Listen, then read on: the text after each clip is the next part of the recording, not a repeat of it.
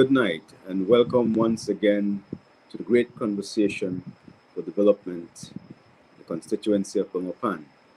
We begin tonight, as we normally do, with beliefs in prayer. Almighty and eternal God, who through Jesus Christ has revealed your glory to all nations, please protect and preserve Belize, our beloved country. God of might, wisdom, and justice, please assist our Belizean people, our Belizean government, and people with your Holy Spirit of counsel and fortitude. Let the light of your divine wisdom direct their plans and endeavors, so that with your help we may attain our just objectives. With your guidance, may all objectives tend to peace, social justice, liberty, national happiness, the increase of industry, sobriety, and useful knowledge. We pray, O God of mercy, for all of us, that we may be blessed in the knowledge and sanctified in observance of your most holy law, that we may be preserved in union and in that peace which the world itself cannot give. And after enjoying the blessings of this life, please admit us, dear Lord, to the eternal reward that you prepared for those who love you. Amen. Amen. At this particular time, I believe that if there's ever been a time more needed for the good Lord to protect and preserve, it's now. I believe that the coronavirus first hit us in March, and we thought that it was a wave, but it was merely a ripple. Now we have really seen what this pandemic can do and how swiftly things can change. I pray for all those who are presently struggling with the virus, who have actually been infected and are trying their best to cope. I really and truly hope that they are being given the best attention they can get. We know that our healthcare system has its own challenges, but at this time, we all should do what we can to support those on the front lines. It's not the easiest task. We have seen where a number of our doctors and nurses have also been infected. So this is a pandemic and a disease that is not partial in any way. But we do take solace in the fact that the mortality rate has not increased. Knock on wood. We hope that continues. If we can weather the storm of this disease and come out on the other side without fatalities, it does some good in bringing about the herd immunity that we need to be able to go forward with a healthy population. So, that said, I certainly invite all our viewers, our audience, to give your input as to how you see things. The question posed for tonight was whether or not the border jumpers or the secret flight, which of the two do you believe contributed, or is the root cause of the community spread that we are facing right now? We have heard about the border jumpers for some time. We know that our neighbors to the north and our neighbor to the west and south are all suffering in terms of the numbers of cases. They are having these large numbers for quite some time, while we in Belize were spared. But with the advent of persons going over the border, especially when we had the belief that the schools were going to be opened, many persons were jumping the borders to get uniforms and bring back to Belize to sell. Some were going over for food. We know that there's been the politicization of those going for contraband beer. But there's another contraband item that nobody's really talking about, and that is marijuana. We know that with the decriminalization of marijuana, in at least 10 grams, it had given many who utilize that particular drug the opportunity to have it in those small quantities without attracting police attention or court action. But there was nothing in the legislation for the cultivation of marijuana in Belize. So the marijuana that is being consumed in Belize, by and large, comes from either Mexico or Guatemala. Now, I don't think that there's been any shortage of marijuana. I believe people are still smoking marijuana and utilizing it in various forms. So wouldn't that have been an indication of border jumping as well? There's a number of issues surrounding that has to be addressed. And again, we have to look at the economics of things, because the economics of things is the greatest indicator of how things are going to go into the future. Last week, there was the disturbing news of what occurred at Nazarene Church in Belmopan, where that church, which is a bulwark of our community, was targeted by vandals belonging to that nefarious group of Central Americans that call themselves the MS-13. You may want to ask, what does that have to do with marijuana and COVID? So let me tell you. In the past, when there were local production of marijuana in Belize, local distributors got their source for distribution from local producers. You had those who farmed it up in Ravens Ridge, those who farmed it along the Muscle Road, those that farmed it in Rambutown, especially when the cane was not selling, sugar cane that is, and those who farmed it down south in Toledo. Well, nobody's really farming it anymore, legally anyway, in Belize. So the supply that is circulated inside the country is coming from all across, only across the borders. And those who have the best access to what's coming from across the borders are persons who are from across the borders living here in Belize and belonging to those same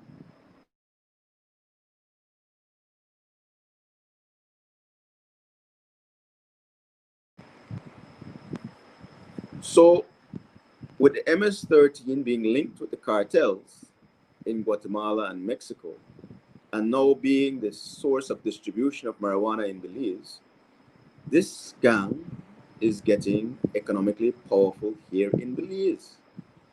Belizean dollars are going into their pockets at quite a high rate. So they're in a position to purchase guns and ammunition. So much so that they can leave ammunition lying around or staged at Nazarene Church. This is something that we have to look at very carefully, and we must be in a position to stop. And one of the quickest ways to stop this would be if the government of Belize did a sensible thing and license a few persons, a few farmers in Belize to produce a specified quantity of marijuana locally, so that there can be a local supply for what the demand is. Take the power out of the hands of the cartels and MS-13 and the 18th Street Gang, because there are two that operates, and they have basically taking over Belmopan. Belmopan has no gang to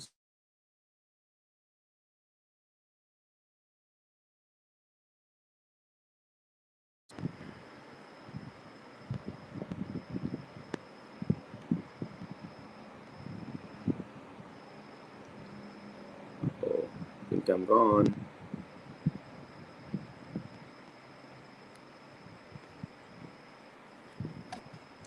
We can still hear you. Am I here? Are we on? Yes, we're on, and we can still hear you. Yes. So there is certainly a need for those in authority to address a problem that has long gone neglected. It's been more than 2 years, and if you check back on this town hall, you would have seen me addressing the issue of MS-13 on a number of our town hall shows, because I had seen where this was a problem, has been a problem, and I have seen the need from quite a while ago for it to be addressed. I brought these concerns to the officer commanding Belmopan formation for the police department some time ago. I brought it to the attention of the mayor of Belmopan, Khalid Belisle, at his last Belmopan City Council town hall. Nothing has been done. And now the chickens are coming home to roost. They say that nature abhors a vacuum. And in this case, there's been a vacuum of attention. No attention has been given to the Central American gangs occupying places like Mayamopan, Salvapan, San Martin, Las Flores, Valley of Peace, and even the Latin American communities up in Camalote, Tea Kettle, Ontario, Unitedville, and these other western villages. We continue to neglect these criminal elements at our peril. And there is now, it's high time that the hypocrisy of law enforcement be reversed. Law enforcement has been levying an uneven hand on young Afrocentric Belizeans for quite a long time, in Belmopan as well, and leaving a glaring and growing problem to continue to grow unabated. It's time for us to look into this, because not only is it a problem in terms of crime, but it's also an indication of persons going across the border and coming back without lawful authority, contributing to the growing numbers of COVID cases in Belmopan particularly, and perhaps elsewhere. So we need to look at this.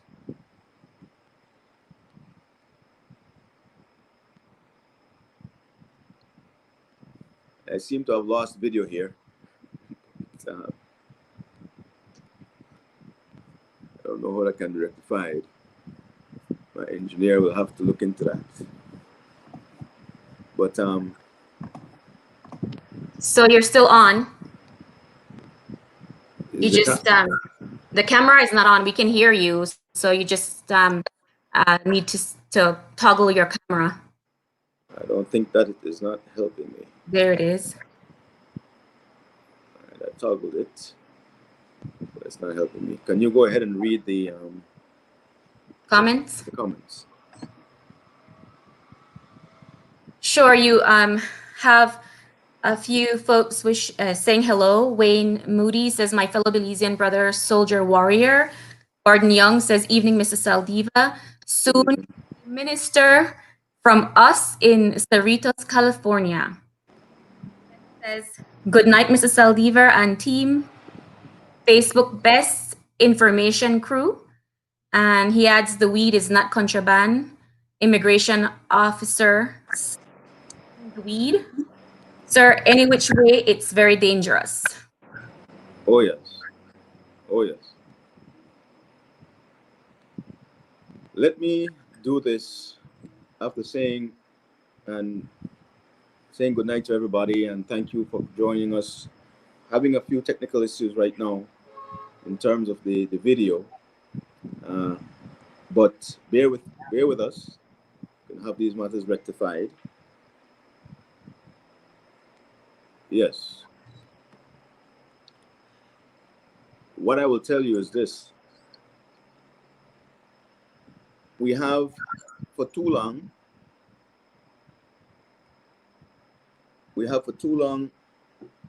allowed our leaders to treat the population with a certain double standard that does not help anyone.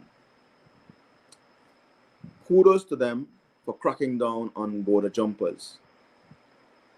But at the same time, they must be condemned in the strongest manner for sneaking and going behind our backs and secretly allowing private planes to be landing with persons from COVID infected areas like Texas. I mean, really. And then to come on national TV and lie about it. Manuel Heredia, the minister from Belize Rural South, should be sanctioned. He should be sacked. He should no longer be in a position to exert influence over the Ministry of Civil Aviation. That should have been taken away from him immediately.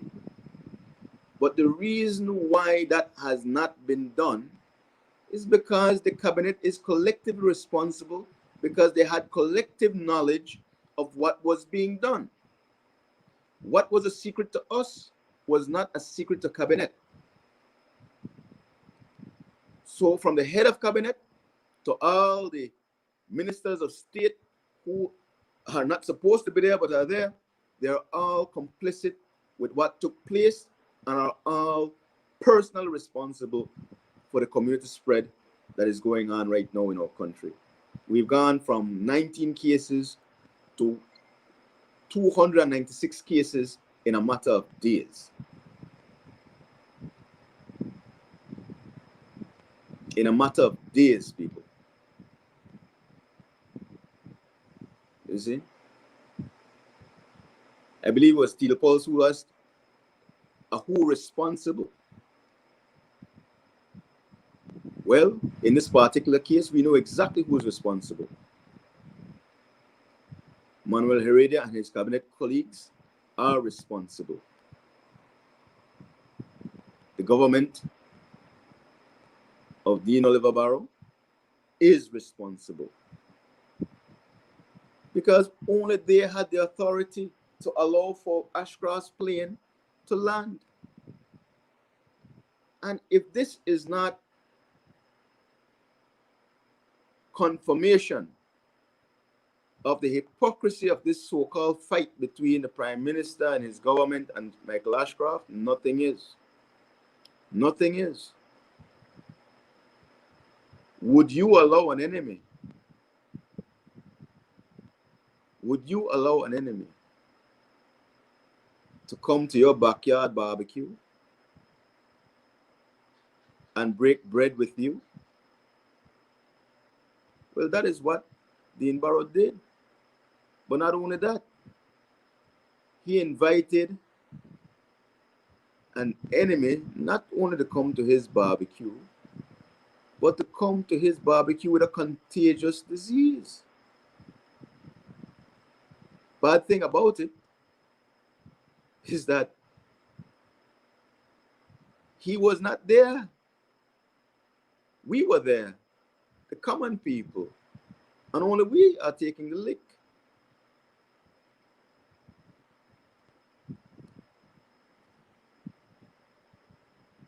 I will be going up momentarily and coming back so that I can get this video up and running.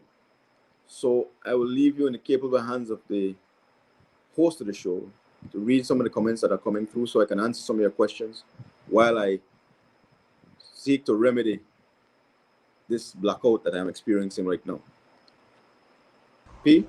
My friend, I want to welcome you to the Artist Saldiva for Belmopan page. You have made a brilliant and wonderful choice.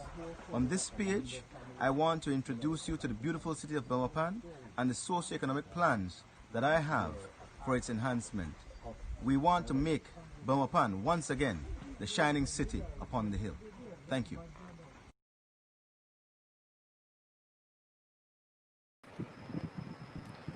We are back.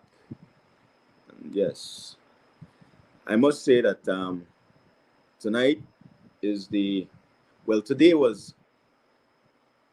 is the birthday of one of the senior members of our team, Mr. Raul Castillo, and they're celebrating his Earth Strong today. This is the reason why my co-host is not with us, Ms. Linus Williams.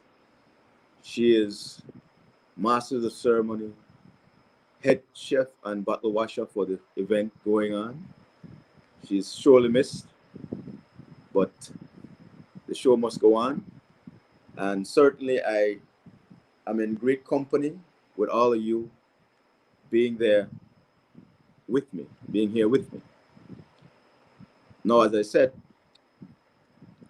there are many issues relating to the increase in COVID cases. And last week we had the situation where the decision was made to keep our schools closed. I believe it was the right decision.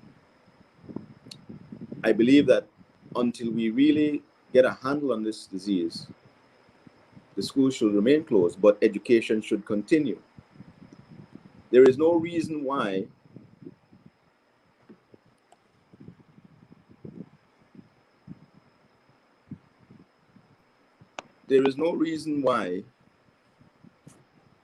voila, my co-host has appeared. Thank you very much. You were Good missed. night. Good night. I'm so sorry. I have been trying to get on at I don't know what was happening. It says I was being blocked. But amen, I have a son here. Chris is home tonight. The youth and technology. I know. It's the future. If he wasn't here, I wouldn't be getting on. I don't know what he did, but good night, everybody. So what did I miss so far? Well, we were talking about the issue of the border jumpers and the plane that landed. And I went through the whole MS-13 situation because I believe it's important for people to understand the connection between MS-13 and the border jumping, because they are the suppliers of the marijuana product that a lot of our Belizeans are consuming the 10 grams of. And basically, it's been a boon for the cartels and MS-13 and the other Central American gangs, while Belizean farmers who we are depending on to maintain our food security are doing so at a time when most of the monies is not going their way. So at least they can get some economic relief by the government allowing them to produce locally under a regulated regime in order to keep the Mexicans and the Central American gangs at bay. And one of the things that we have to be very, very much realistic about is that yes, you have border jumpers because of these things too, but you also have that for far too long, our governments, both sides of the that have been in power, have allowed these people to go over without any kind of monitoring and never really tried to stop. And especially in the case of like beer, the beer has a free flow, and people bringing groceries and things like that. We have honestly not really addressed some of the situations. Some people do it because they can, and you would be surprised who are involved. But the bottom line is that in our country, especially for those living up north, that is a normal routine. and it has become something of so normal that they can't understand why now we have to take this particular position. However, as far as the way I really see it is that at the end of the day, I am happy that they're trying as hard as they can to stop it. However, I saw news. I don't know if I can agree with that, because here's my take on this thing, Glennis. We know that we have a limited number of boots on the ground. The BDF is not very big in terms of numbers. The police department not very big in terms of numbers, and we have a long border, more than 121 miles between Corozal and Toledo. So I believe that certainly the police and the BDF cannot patrol every inch, every hour of the day. But I agree. More can be done if they were to employ technology and utilize drones.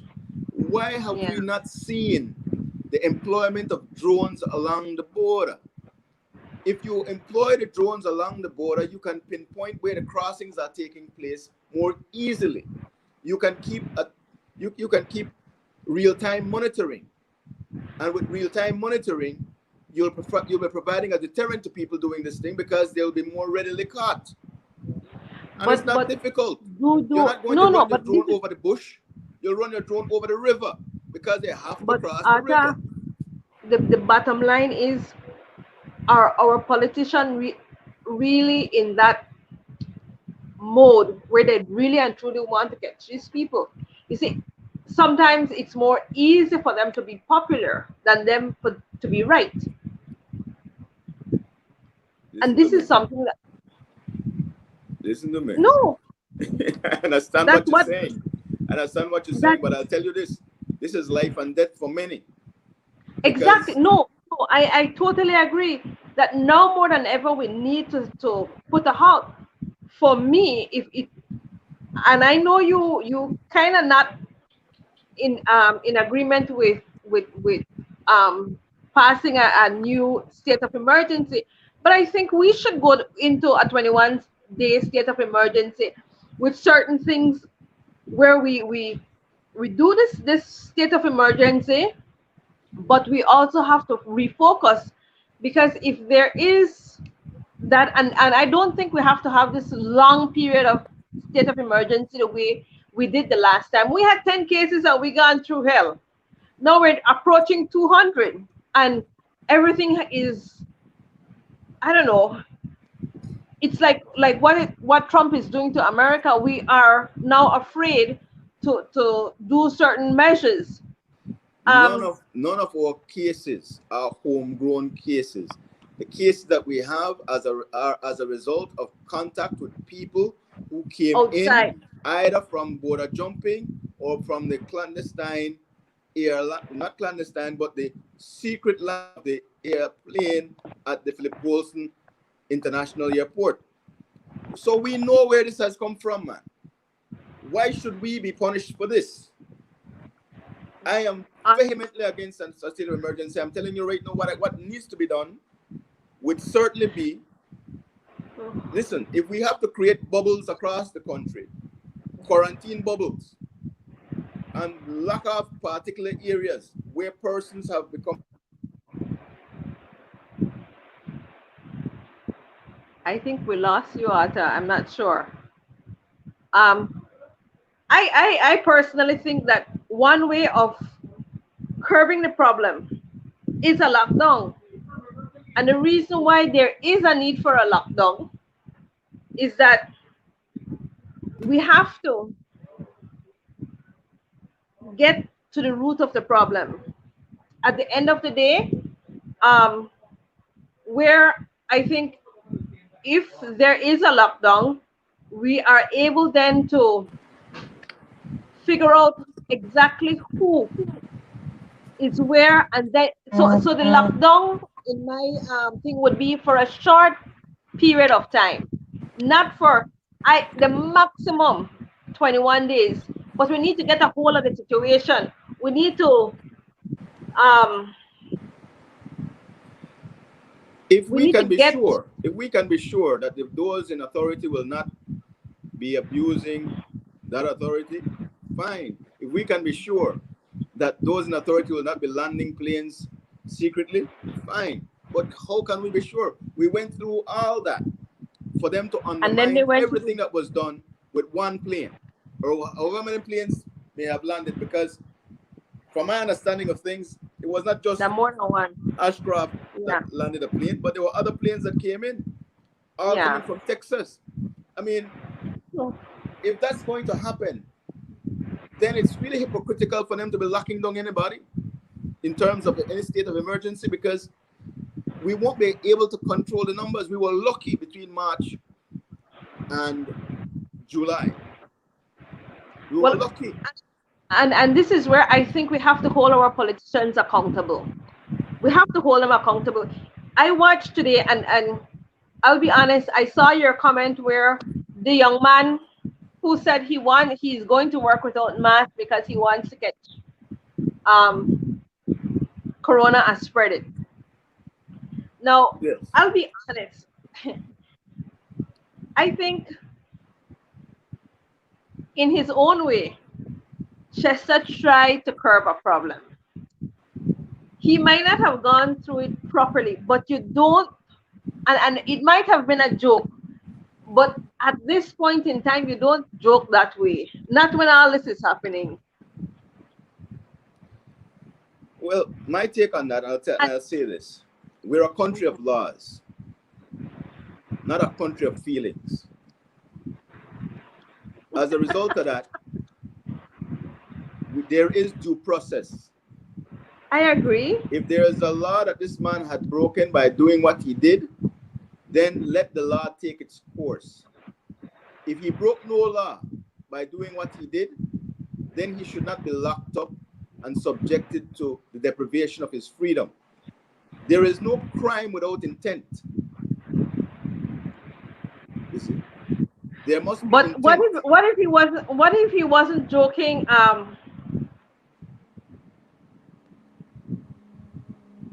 What if he was not joking and he was really trying to truly spread corona? Wouldn't there be intent then? Well, that could not be determined from the post that he put up. Is it? Can you hear me clearly? Yes, I can. Yes, I can. Yes. Okay, because I am getting messages that we are not being heard. I don't know. I guess I was blocked for a while and I could not get certain things on. But I am hearing you. Let me just check and see if others are hearing. Let me just check right now. Yes, because I'm getting messages that we are not being heard clearly. So I can hear you over here. If they're not hearing you, it's their location or their equipment. All right. Yes. So you see, the thing about it is, it's the job of the police to investigate. Right? The police, in terms of its law enforcement function, has no authority to execute judgment on anyone. And when you lock down and detain someone for a post, you are executing and judgment. You know about that only too well. Yes, you're executing judgment. That is not the purview of the police department. We're a country of laws, not a country of feelings. And if we are not consistent in the application of our laws, then we're going to delve into tyranny. And this is where I draw the line. Now, the man was doing a selfie. That's a selfie. Nobody was around him. Or at least from what was shown, there's nobody around him. Yeah. Why would you go and arrest that man for that? Yeah. If you want to know what his intent is, speak to him. If you want to know what his intent is, put him under surveillance. But don't go and deprive him of his freedom without you knowing exactly what it is that he is about to do.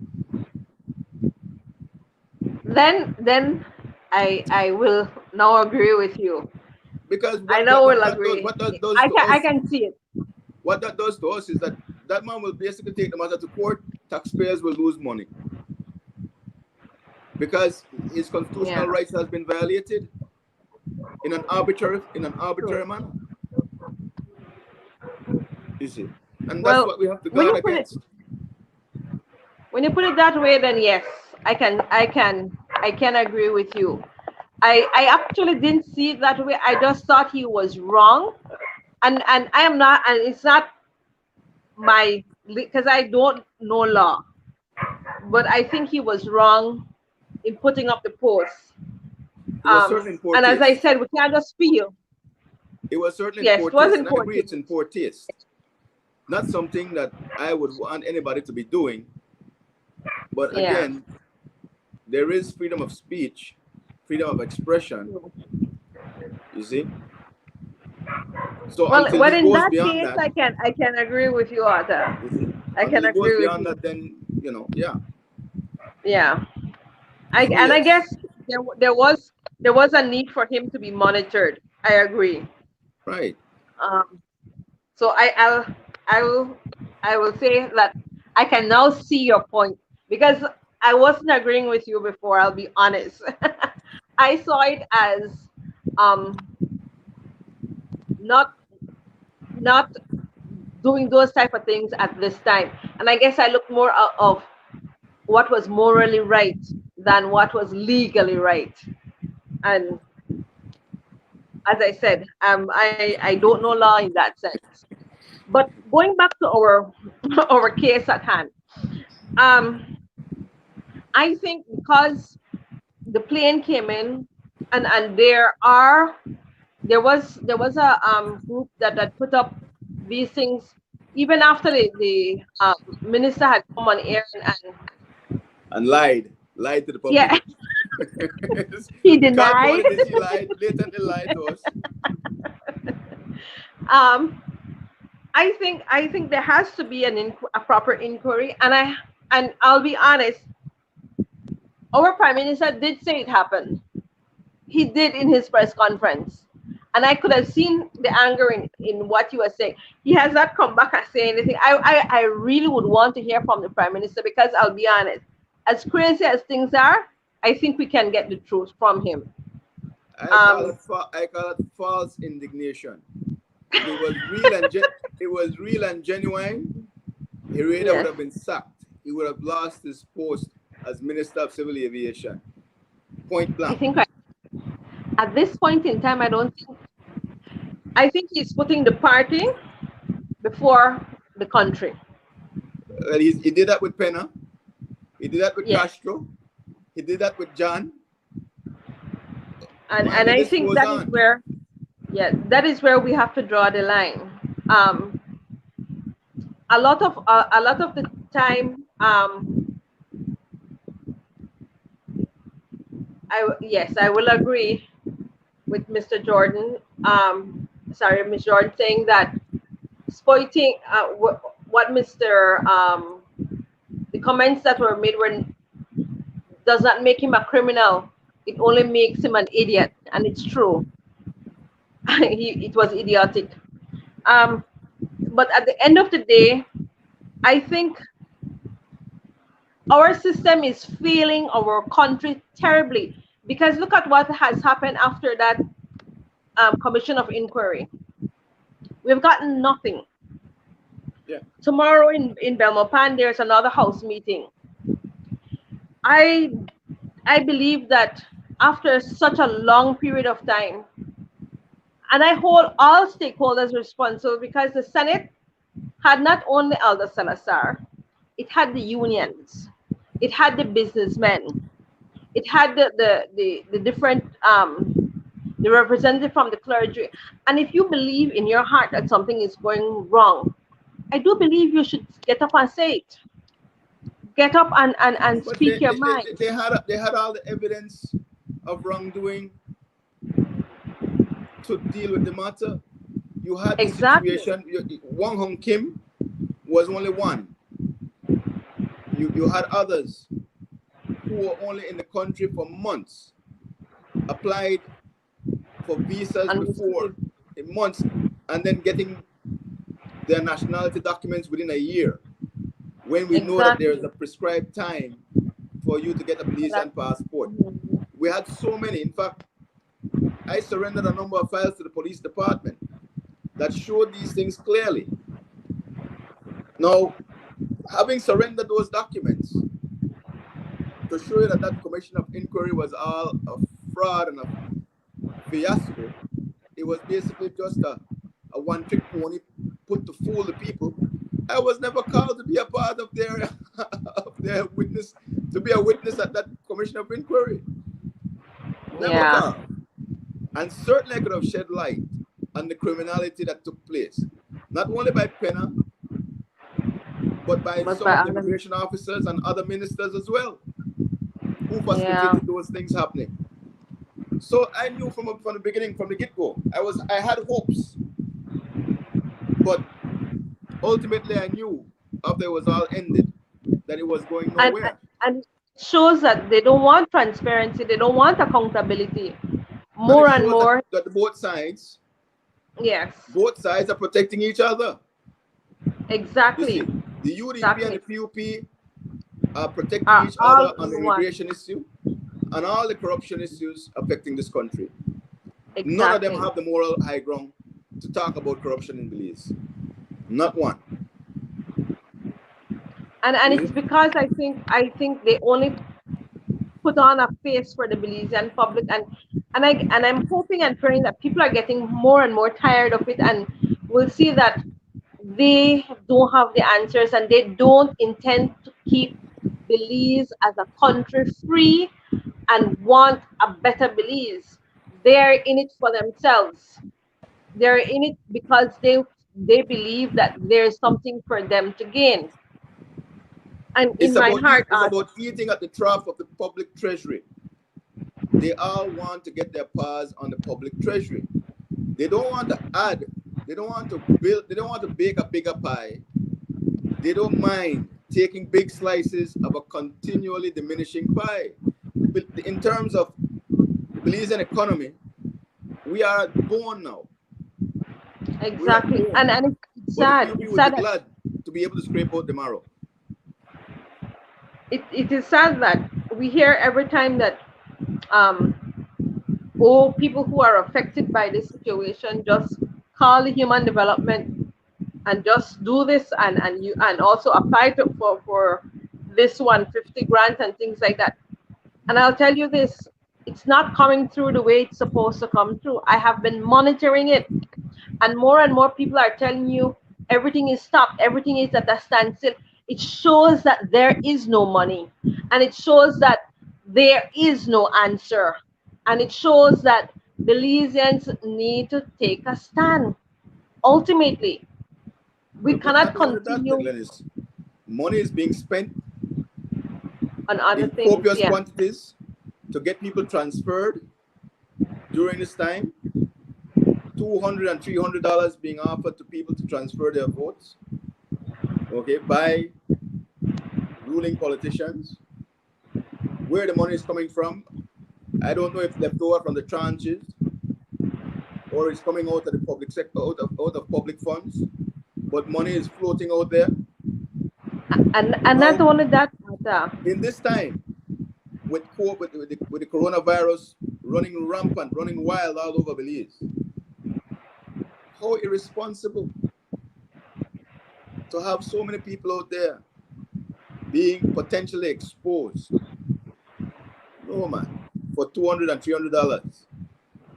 But not only that, what we are seeing too, what I saw, and I'm not, and this is, I recorded it because I said if at any point in time I will say it, and if I have to prove it, I have it on record. I saw government vehicle taking people to be registered, picking them up and coming back and checking on them and picking them back up. Not once, not twice. I sat out there within an hour. We had 3 different vehicles coming and all with government license. That means it is our gas, it is our taxpayer money, because the person who is driving it wore the shirt for a particular department. So it's not only the vehicle, it's not only the gas, but the time. The person is not on time doing the work that they're supposed to do. So it is ridiculous that we are here and they pretend that everything is going well when it is not. And then you go, and a lot of people in our country believe that Belmopan is this grand place and everybody live in a certain way.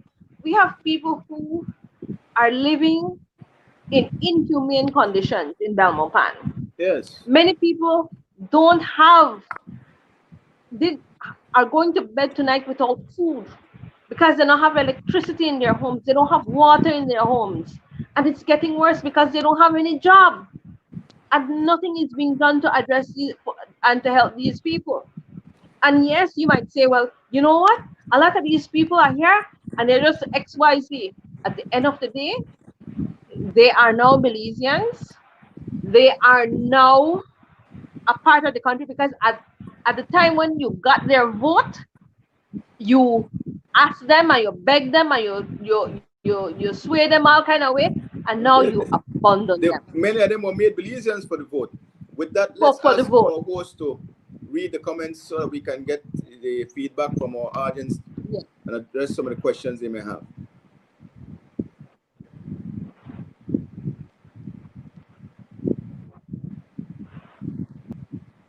Look like my host can't eat. No, was not there. This is evaluation. Okay, they also The host, tested the host is here. I just wanted to give you guys some time to do the reading on your own.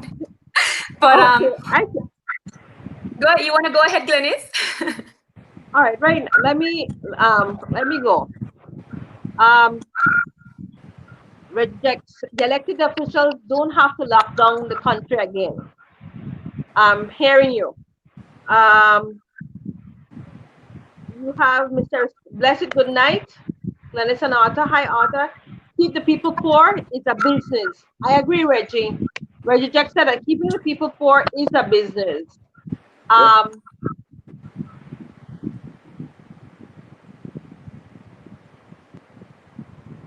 I think those are the comments that I'm seeing, Arthur. Well, also, Sir Samuel said good night. Good night, Sergio. Teresita Caritella says bless. Hello. Good night, Glennis and Mr. Okay. Atta. Zila Dawson says hi, Atta, and Reggie Jex adds keeping people poor is a business. And I also made a comment when I was watching the news yesterday. I believe I heard that Mr. Flowers was also tested. Yes, he was, and he's being he was placed in quarantine until apparently they're going to test him every week. So isn't that a violation to test him without his consent? No. Nothing wrong with him getting tested. The thing about it is, but the reason for the testing is a problem. Listen, the population needs to be tested as many persons as possible.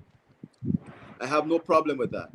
But the only reason why this man has been targeted was because of that dumb post that he put up, which, yes, I agree was in poor taste and idiotic, but was not anything to warrant police attention to the extent that his freedom would have been deprived. And I will leave that. I think I've spoken enough about that. I don't want to be here crusading or championing posts of poor taste. That's not what I'm here to do. No, but I think, in all honesty, that part aside,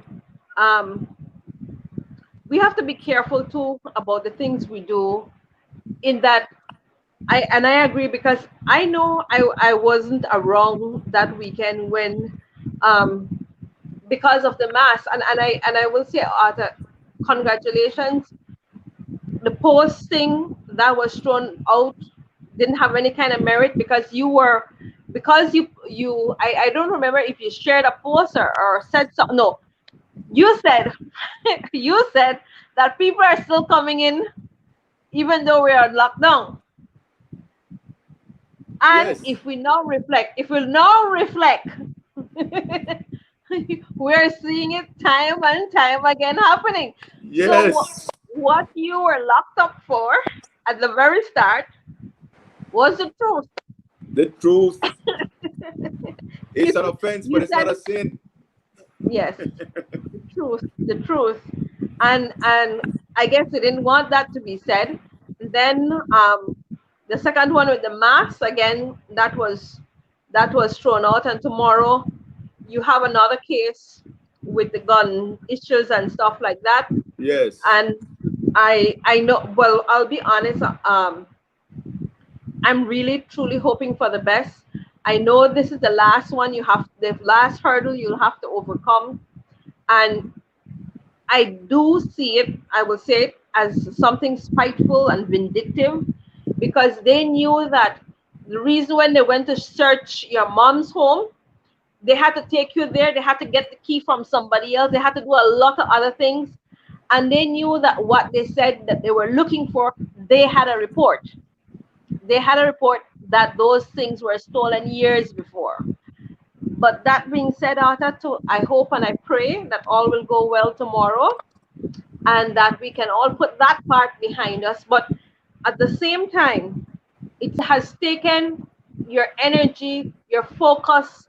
It has taken a lot of thing, because there are other things that you can be doing with your life, and you have had to hire your attorneys and stuff like that. So their shenanigans is costing you at the end of the day. And I think that that is where we have to look at people who are going through these same issues Well, and I'll are not say this. able to get All I'll say a about that lawyer. is this, Glennis. All I say about that is this.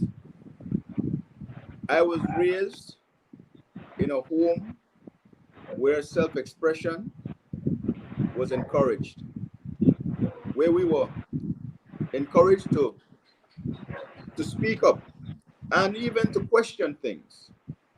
And I was also raised in a home where looking out for those who are weaker, less fortunate, was something we were expected to do. Many days we were out there feeding people who didn't have food. Many days, early in the wee hours of the morning, my mom would be getting up and addressing people who were sick, even after she worked a full shift at the hospital. So, going through what I'm going through for the benefit of persons who are out there so that they don't have to go through it, fine. No skin off my back. I will do what I need to do. Tomorrow, with God's grace, I will come through it as I've come through the rest. And we'll be all the better for it. So understand that this is only going to be the latest hurdle. They will try to put more, and we will have to overcome, because the people depend on us to be able to deliver for them. And in getting to that position of being able to deliver, there will be many challenges. You see?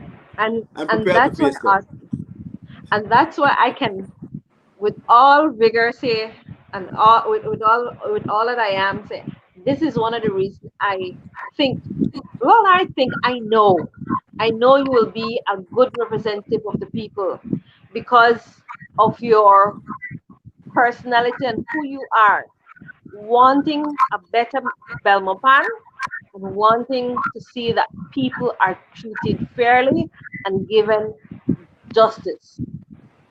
At the end of the day, for me, that speaks volume, and I thank you for putting yourself out there.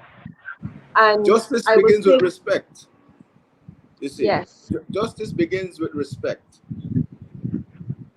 And this is the fight. The fight is to ensure that all our people are respected, whether no matter where they come from, no matter what vocation they chose or what station in life they are. If you believe, as I do, that you can be taught by anyone, that everyone has something to teach, then everyone must be respected. Exactly. And when you have respect for people, you will also have respect for their rights. And when you So, have respect for the rights of people, you are creating the environment where they can thrive. And that's what we're looking to do. Dennis, I am thinking about that. Together. Can you guys hear me? Yes, you can hear loud and Yes, clear. yes, we're listening. So I'm thinking about that old Creole proverb that goes, hardest pick me go to market twice. Is that the way it Yes, is that the way the proverb goes? So that's the this way. situation happened with Arta and with the post on Facebook. And I know you said you're not speaking about Mr. Flores anymore, but I reflect on him and say that they didn't learn the first time. And how many times are they going to do this and end up having to go to court and wasting government time and resources? Not just about the court piece, but just the piece about, having to seek out this individual and arrest them, you know. Exactly. When there's so many other things happening that should be warrant their attention.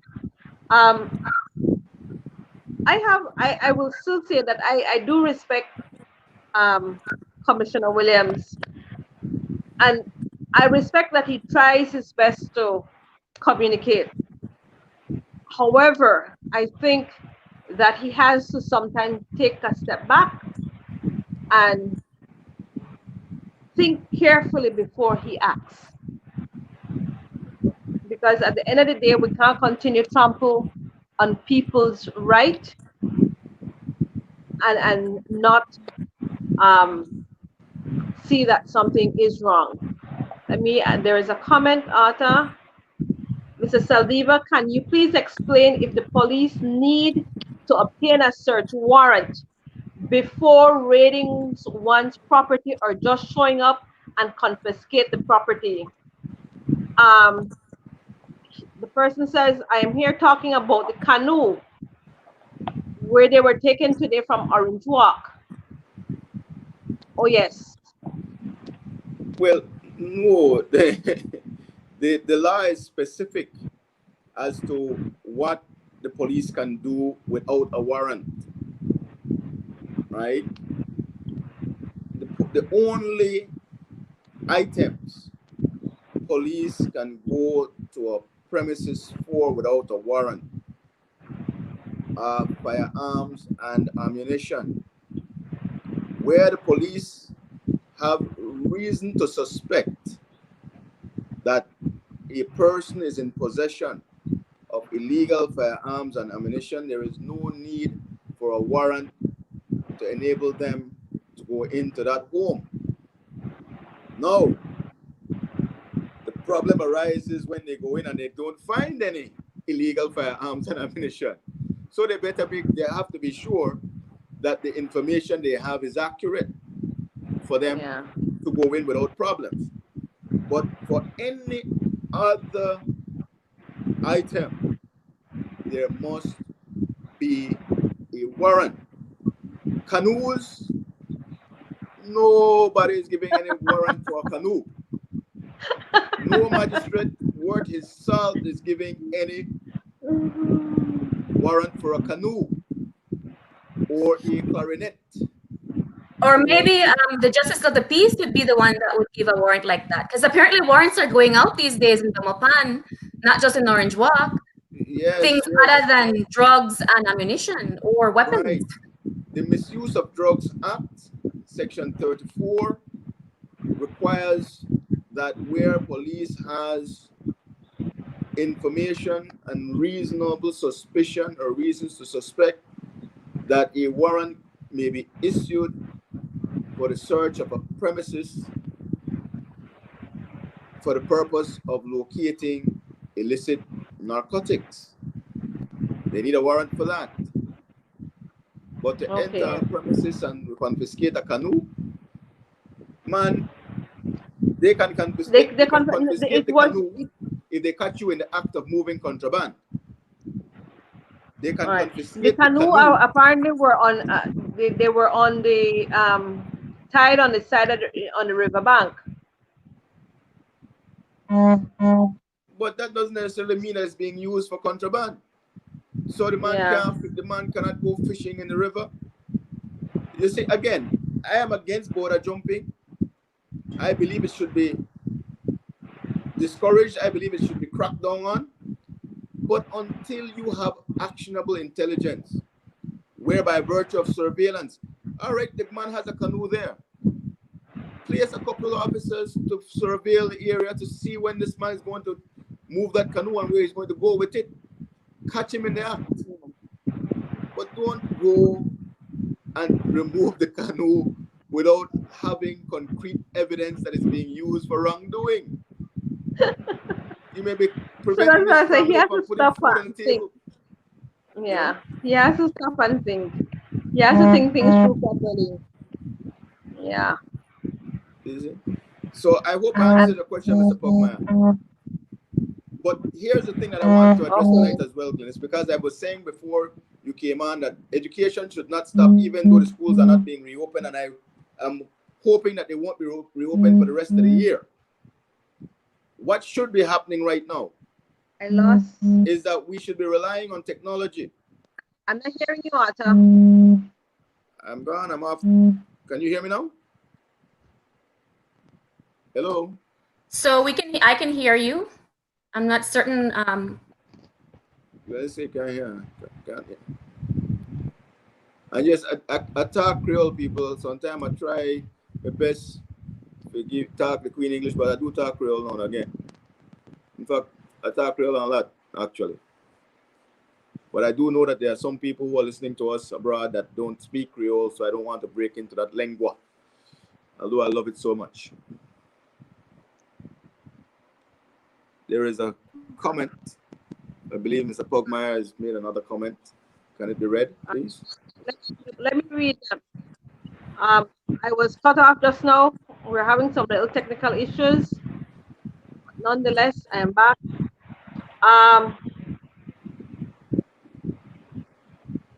Mr. Saldiva, can you please wait? Sorry, he made a.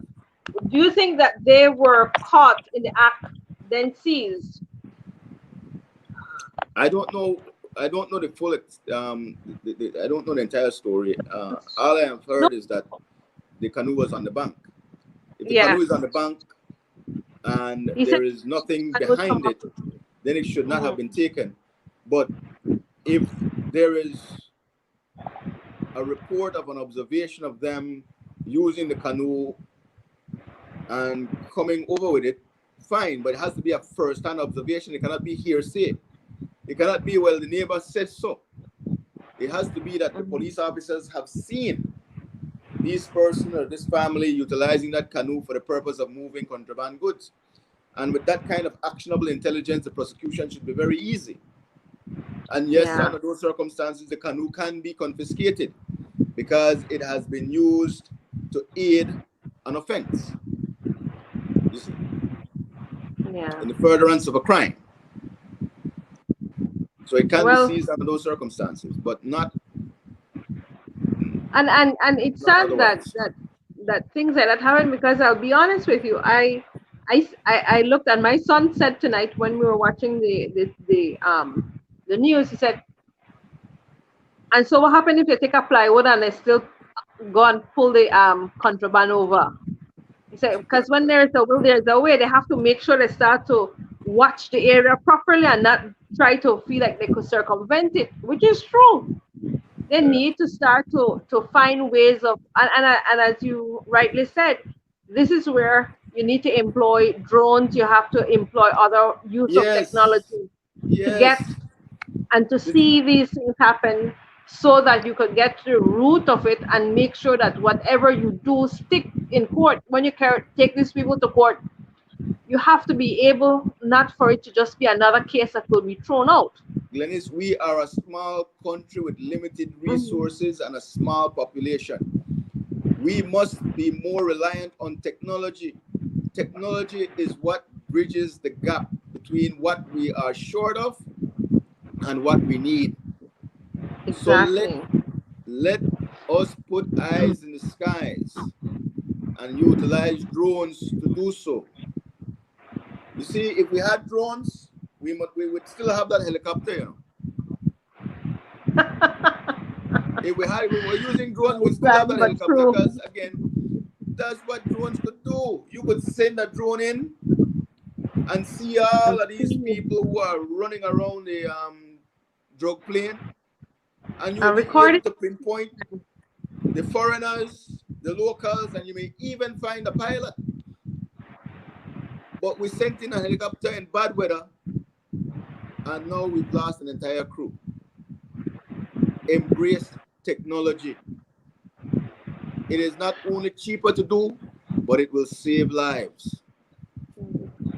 But you know what? And I guess being old school, and maybe this is where more and more when we point out certain things, because and I won't lie to you, I am just now, after it took nearly, I think, 10 years for me to finally start to fool around with the phone and understand how it works, and see certain things, because I was one of those people who were very hesitant, but more and more I'm seeing the importance, and it is because of the everyday, until it hits home and you can see certain things, because computers for me was something that you use to research thing Yeah, done, and now we are seeing that it is used for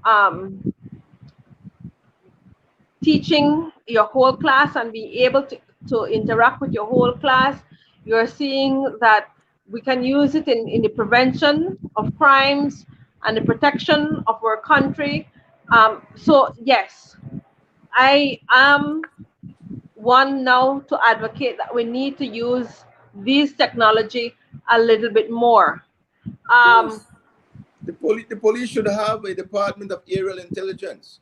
Get some young sixth form students who are well versed in the use of your PlayStation and your Xbox and know how to handle the joystick, and let them go to work with some of these drones.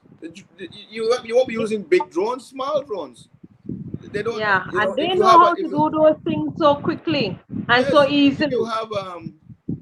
if you have a number, let's say you have 10 or 15 drones, small ones. They don't cost as much as an SUV. You see, in fact, with the money we spend on SUVs for government ministers, we could actually buy full fleets of drones True, and true. have drones in the sky on the border 24/7. You see, the small drones, or what they call mid-sized drones. You know, get them up there and look and keep the border under surveillance, aerial Neutralize. surveillance. Create a department for that, and we would have the border jumpers be non-existent because they would be caught. Exactly, You see, exactly. So, um, and then yeah, on the internet too, we saw where somebody took a picture of another person, claiming that that person was in Mexico the day before, and I was laughing because I looked at it and I said, "How did you get that picture if you did not take that picture?"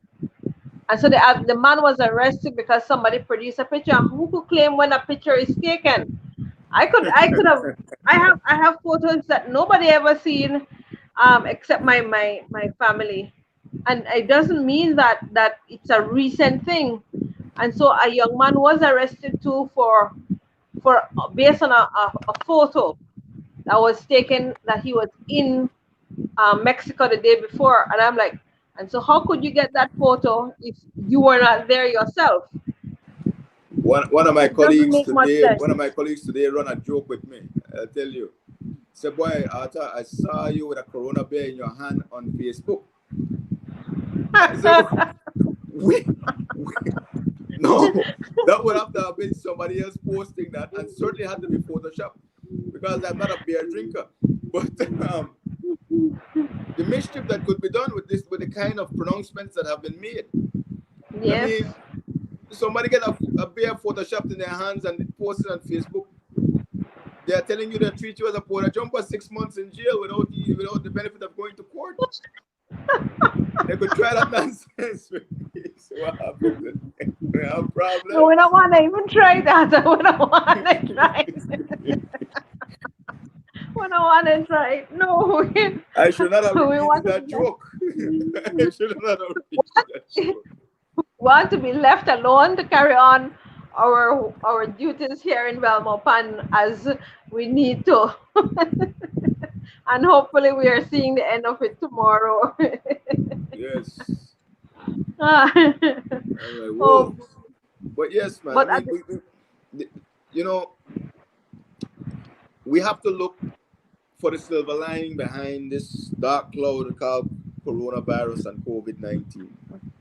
And if it means that we embrace technology, then let that be the silver line. We need to embrace it in law enforcement. We need to embrace it in education. We need to embrace it in health. Technology. Technology is where we need to focus our energies and attention. Gone are the days when we are going to have close interaction, at least not in the near future.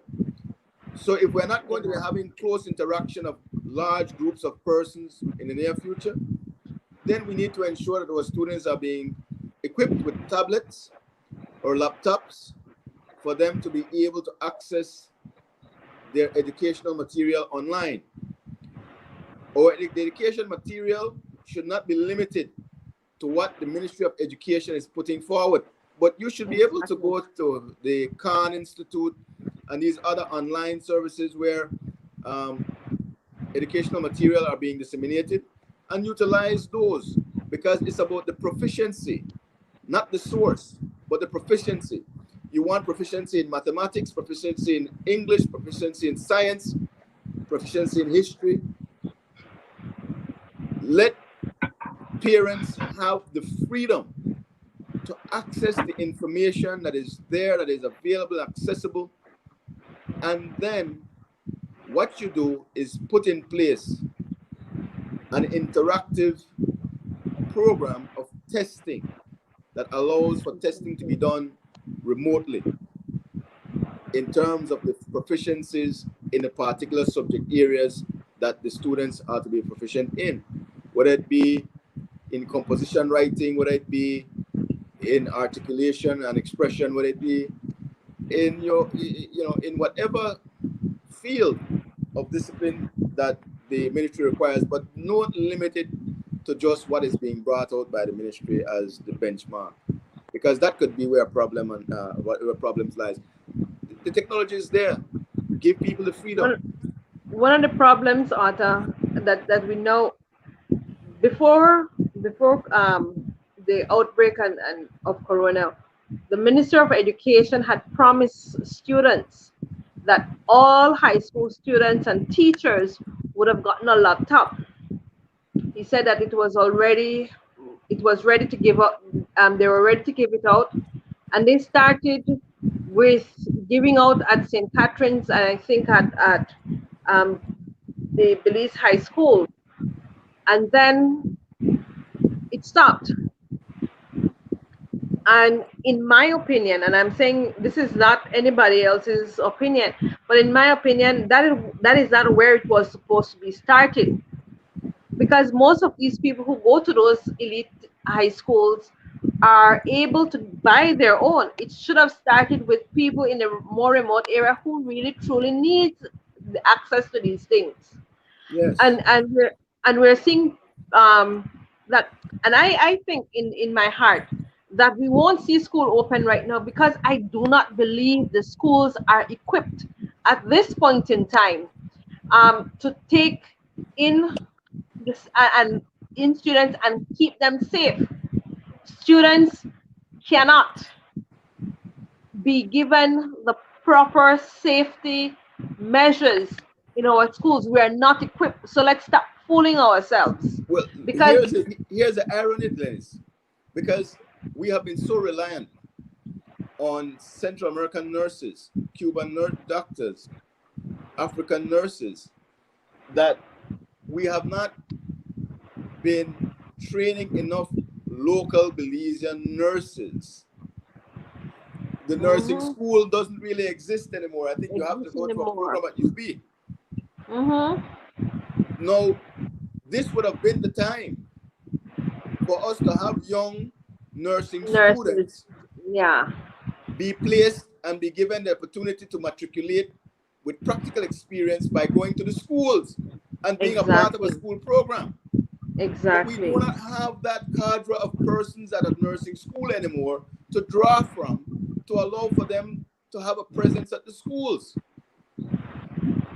So without having a healthcare component built into each school, I would never advise parents to have their children going to school in the near future until at least we have some ability to mitigate against this disease more effectively. Exactly. Mr. Blatter said she does not believe that schools should be open in September. I think you can open the schools, but make it online.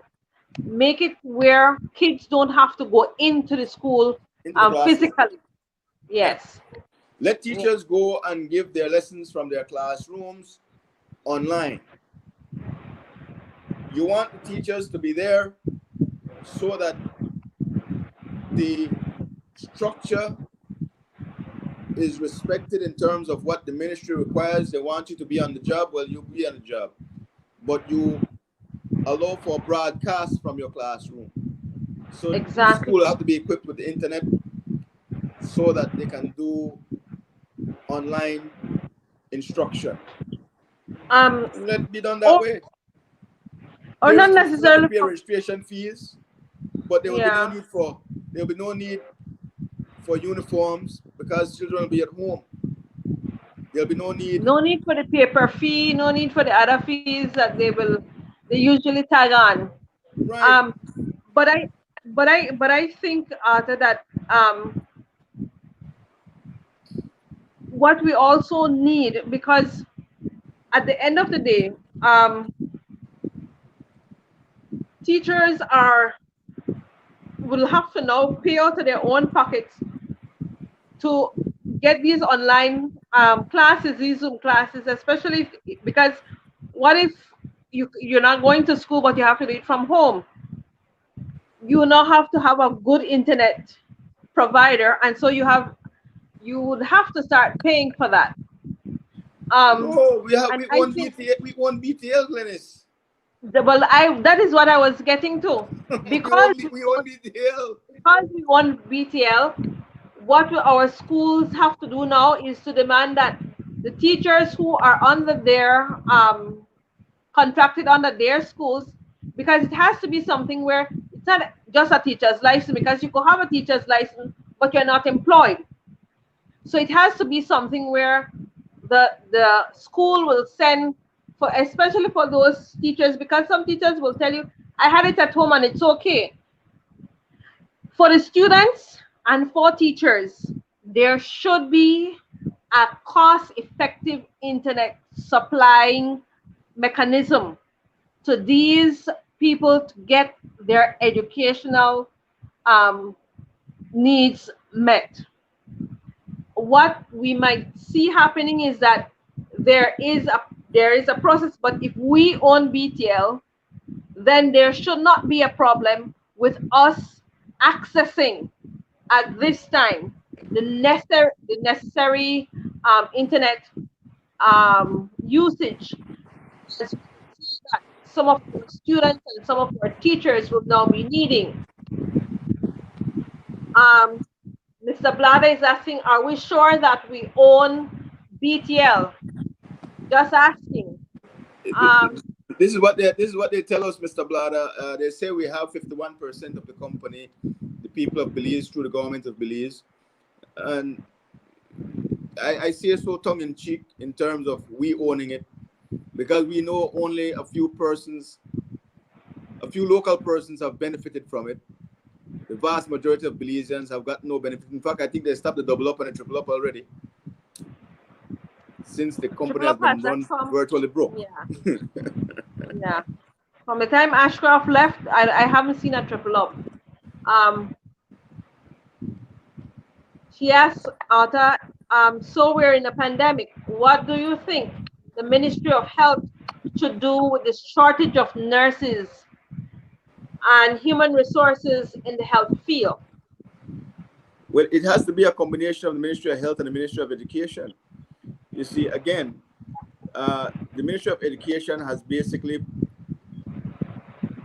done away with the nursing School and school, and nursing. they have a nursing program at UB. Faculty of Nursing or something to that effect. Right. The nursing schools should be reopened, and we should basically, there should be an incentive given for persons to study nursing right now. Right? We need more nurses. Even the incentive that was promised to the healthcare workers at the beginning, where they were promised to be given adequate houses away from their families, given a stipend for traveling and a number of other things, we are seeing that the nurses are the healthcare providers, not necessarily nurses, but they're complaining that these things were never done. So empty promises again. Yes, but certainly in terms of answering the question, there has to be a combined effort between the Ministry of Education and the Ministry of Health to provide incentives for more nurses to be trained, so that we can meet the demand that this pandemic has placed on the country. And we cannot be reliant on nurses that don't speak the language, especially if Exactly. especially if we are looking at addressing the needs for schools whenever they reopen, if the pandemic is still around. We need to ensure we have English-speaking nurses that can effectively communicate with young persons and, Yeah. with the patients, because this is one of the biggest problems. This is one of the inhibitors to people going to the hospitals right now, because they're not being addressed effectively, since there is a communication gap. We have to look at these things. And after talking about what, there was a photo again on the internet, and again technology is being used, where we saw from the hospital in Dangriga a lot of the things that are being used are not disposed of properly. And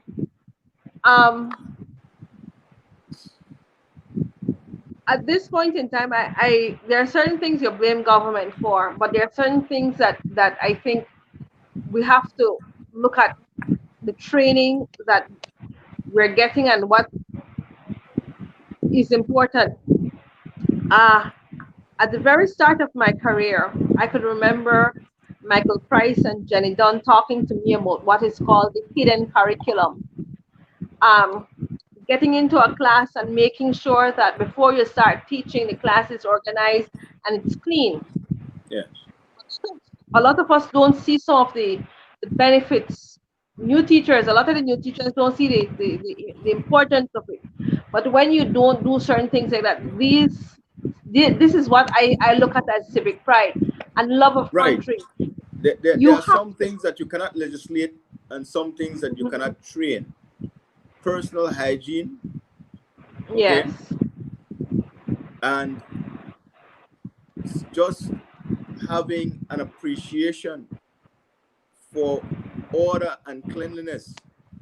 Man, if the people are nasty, that will be the result. If they're lazy, that will be the result. And you don't need nasty and lazy people in the healthcare industry.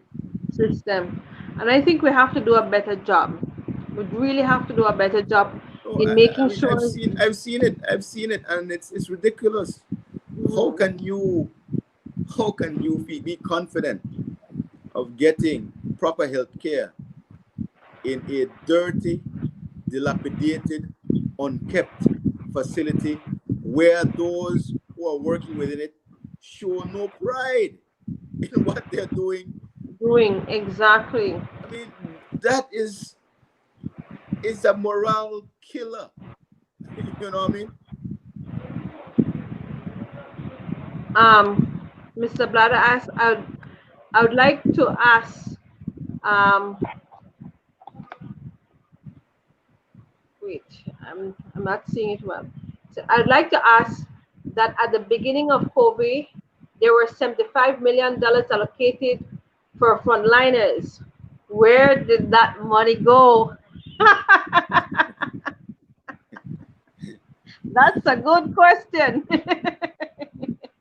Yes, Oh, it inquiry certainly is. minds want to Because know. not only have we not heard from the government as to how that money was distributed or spent, but the opposition has been silent about it as well.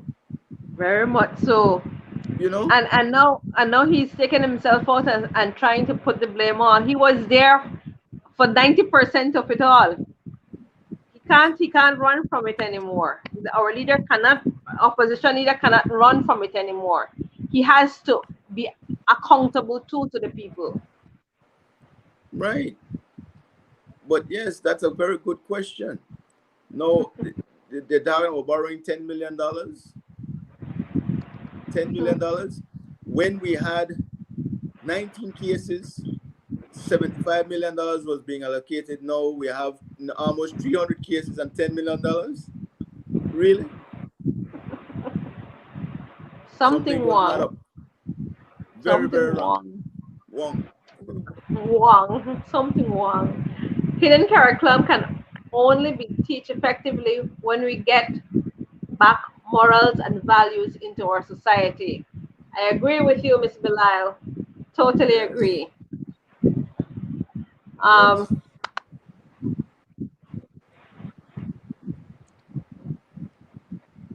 he said, poor PR at public places, Miss Belial is saying, poor PR at public places, sad people prefer to stay home, which is true.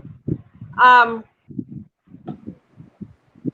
I remember one of my neighbors complaining to me, said, do you know now it is a security guard at the hospital who determines um, at how important your case is to go in, because apparently they screen you at one point and then they send you to the main point of the hospital, and it is the security guard who looks and decides your case looks more important than the next person case. A security is now there determining who should enter at, and who looks at as if they should be So, prioritized. so the security It's guard sad. is acting as a triage nurse. He's moonlighting as a Yes, triage nurse. yes, Sad. it is a security now. So I don't know who is keeping track of security, but it's no longer the security guard. And apparently, these are not security guards um, that have any type of training more than for security. But oh, what a Security tangle! guards don't even have security, but they don't have training for being security guards, much less anything else. But hey, again, sad. We It's have. sad what we've come to. It's sad what we've come to. I'm telling you, and we need to get a handle on these things because at this particular time, the country needs sober, mature leadership across the board in every sector, especially in the healthcare sector. We cannot afford to continue to be indisciplined. We cannot afford to continue to have the problems with communication between patient and caregivers. We cannot afford to continue to have our people go to receive healthcare in the midst of filth. It's And unacceptable. other, when we started this program over 2 years ago, one of the first things we looked at is the wealth of our country, its human resources, and and if you look at one of our very first broadcasts, we were talking about how much health becomes wealth and how important it is to keep our population healthy. And we said the second thing is of that that we need to look at is educating our population to become more independent. And now more than Yes. ever, we're seeing that it has come to future that this is where we now need it more than ever. It's Yes. important that our people are put first.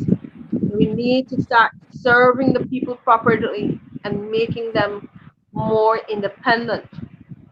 And people must What I want to understand. say tonight, Glennis, before we leave, what I want to say and what I want to urge the public to push for is that we have three other candidates vying for the position of area representative for Belmopan.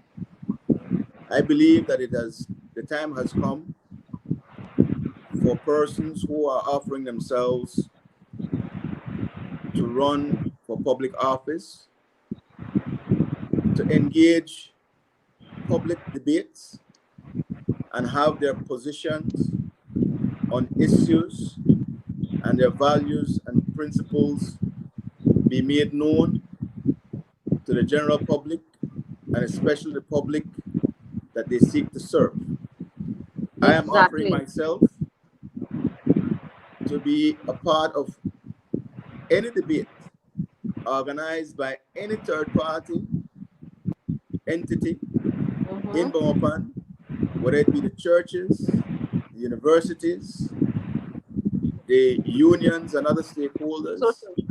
If you want to know my position on labor, my position on health, my position on education, my position on any of the things that you hold there, I am prepared to mount any podium in any venue and debate any of those persons who have taken the step to offer themselves to run for the position of area representative in Belmopan. exactly. Yes. And at the end of the day, we have to also know that when you want to go into public office, it is because you are truly looking at developing your country, not yourselves. Right, and I You are would certainly truly welcome the present area representative of Belmopan to debate him on his record, his 12-year record as area rep for Belmopan, and his entire political record. So, John Saldiva, the challenge goes out to you. You can come on this show and we can debate on this show if you that would so be choose. something. I think he Put, won't. put He's your too record on the cowardly. line and have the people know what it is that you believe you have done to warrant another term. I look forward to that one. You are welcome. He was putting out some flyers the other day. Have you seen it? It might have what he believes in there, you know? And certainly, Still don't know what he certainly the invitation is also extended to the other person that was imposed on Belmopan by Mr. Briseño. Yes. Yes.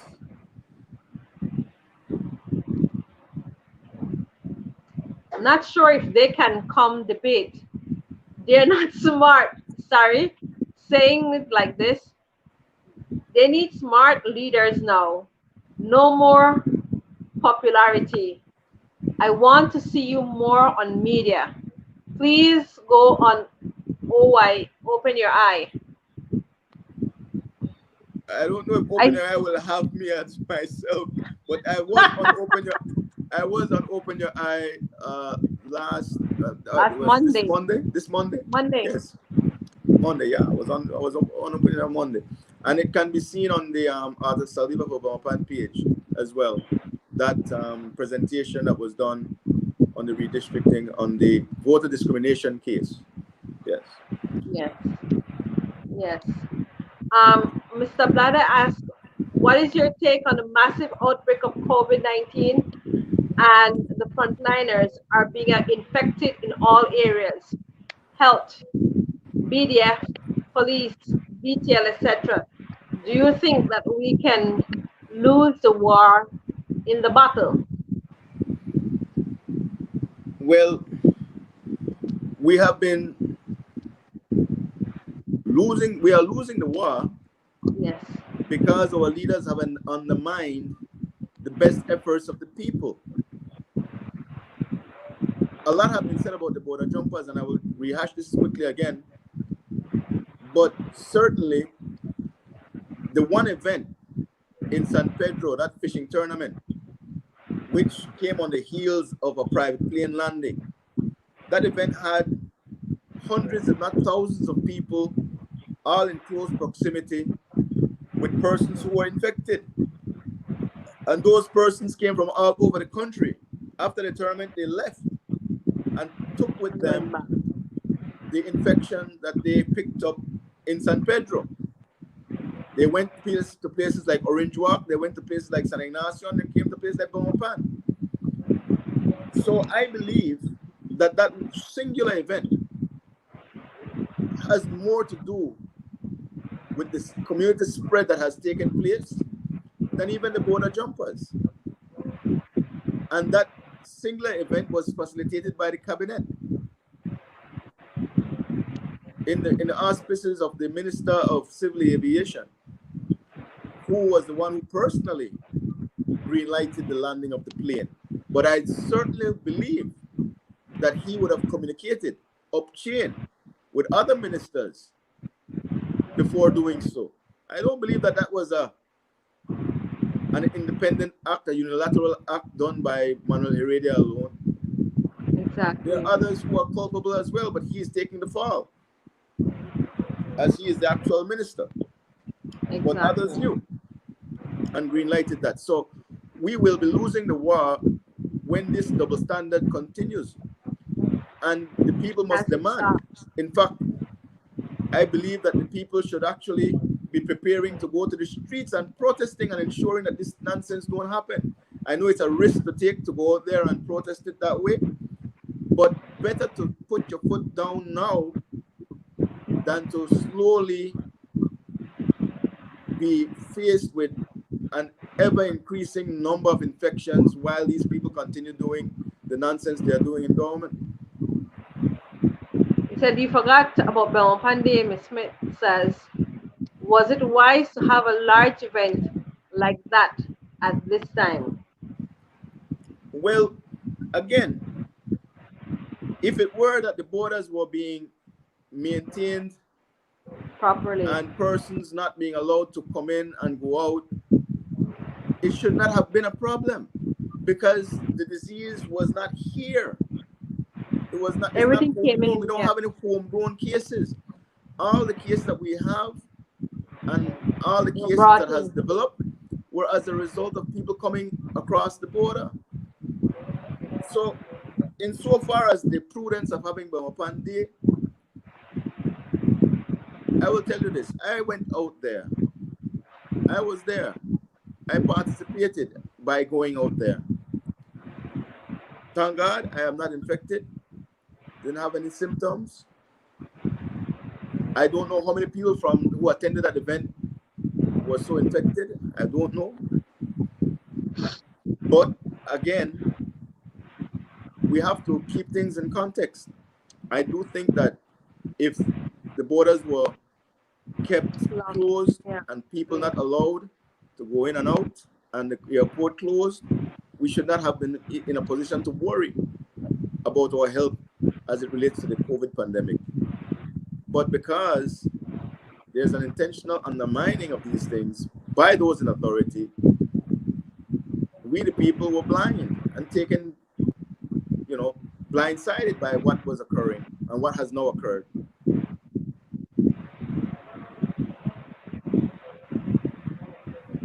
Mr. Blatter has said something here. Yes. So the plane landing on San Pedro, and the patient 57 was of iconic name that they refused to say. Now Exactly. we have massive outbreaks from San Pedro, who should have been held responsible for the country. Where is patient 57? And why is it that they are hiding her identity? Well, who knows? Patient 57 might have already left the country. Is she even here? Exactly. Is We she don't know. even here? You know, and this is the thing, it's a double standard that's being practiced. But you'll go and arrest a poor man who has put up a distasteful post, but nobody is addressing who is actually spreading this disease. No, mind And you, they can't do nothing about that because they were the ones who facilitated it. and not only that, Arthur, what we also saw that the minute thing started, a lot of people started coming out of San Pedro, and so a lot of the cases that are out district are also linked to that of San Pedro. Right. Um, One thing I wanted to try to have explained, and I have asked the question but never received an answer on the as the expert when the medical teams are on, was that in the case of Belmopan, I wanted to know if the first case that was reported had any link to San Pedro. Where where is the origin of that particular case? And I Yes, think we we should, need to know that. It's yes. important for us to know Um, that. because at the end of the day, now we know that I think every district, I do believe, has a case, but all these cases went to those districts, and apparently they are linked to San Pedro. Um, and I think that with the construction site, there, I think that is where patient 57 really links itself with, but they're not saying that. Yes. So they're making some general terminology as if, oh, it doesn't have to do with the fishing tournament, but I think that is where that particular case really is starting. That patient 57 and the You know, construction site, I think has an interaction. Yeah. life is full of ironies, Glennis. Life is full of ironies. It was not so long ago that that the same Manuel Heredia and some persons on San Pedro were saying that persons from the mainland were not really invited to come on the island. No, Look no, where we are. persons from the island not really welcome to come to the mainland. I say that in Uh, jest because right now more than ever we need national unity, but yes, we it's just need we it's need it. just so ironic that there was a And time not so long ago when Belize City and mainland Belizeans were being prohibited Sean, yeah. and discouraged from going to San Pedro. Uh, Now here we well, are. yeah. One But of one of the things we have to remind our listeners, Arthur, is that this thing is here. It is real. One of the police officers that was interviewed today said he has no fever. He has no bad feeling more than loss of taste and smell, and his eyes running. That was all his experience is. So it seems that everybody has a different experience with this yes, COVID, yes, a and lot has to do with your you immune can't. system and the state of your Yes, immune system. and all we can't just look at the person and believe that that person is okay. So Yes. for all intent and purposes, please, my fellow Belizeans, wear your mask, cover your nose, cover your mouth properly, sanitize as often as you can, and when you get home, take all the actions that are necessary to make sure that you don't take this home to your family. With that, Take a bath Glennis, and get yourselves um, your get your family and your home safe, because your loved ones are depending on you. definitely. With that, I believe we can say good night to all those who joined us. Time has gone so quickly. It's almost 2 hours this show tonight. Wow. True. I enjoyed every minute of it and look forward to Thank seeing you all again next week at the same time.